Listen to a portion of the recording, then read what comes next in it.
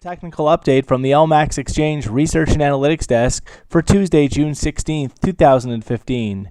Euro dollar. So the euro continues to consolidate and is locked between some key resistance and support at 114.67 and 108.19 respectively. At this point, it's unclear whether the market wants to put in a lower top ahead of a fresh downside extension and bearish resumption back below 108.19 and towards the recent 12-year low from March at 104.62 further down.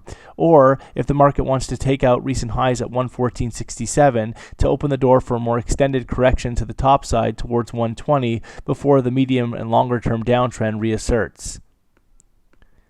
Sterling dollar. So cable continues to extend its gains off recent setbacks by 151.70, with the market now taking out key resistance at 155.50 and opening the door for a potential resumption of gains up towards the 158.15 recent 2015 high. At this point, it's going to take a break back below and a close below the low that we saw on Monday at 154.86 and 154.87 to put the pressure back on the downside. Dollar yen. So dollar yen remains locked within a bit of a consolidation after recently pulling back and correcting from fresh multi-year highs at 125.85, and at this point it's hard to determine whether the market will continue with this correction back towards previous resistance now turned support at 122, or if we've finally seen a higher low at 122.45 in favor of a fresh upside extension back towards and eventually above the recent multi-year high at 125.85. Euro Swiss. So Euro Swiss has been well supported on dips towards 104, with the market looking to put in a higher low ahead of the next major upside extension beyond 105.75 and towards the February peak at 108.15 further up. Aussie dollar. So although Aussie has managed to recover off recent lows and just shy of that multi-year low from earlier this year at 75.33, the overall pressure remains on the downside, with any rally seen well capped towards the 78 area. Ultimately, only a close back above 80 would delay, while a break back above the highs that we saw back on the 14th of May, which come in around 81.63, would be required to negate the current downside momentum.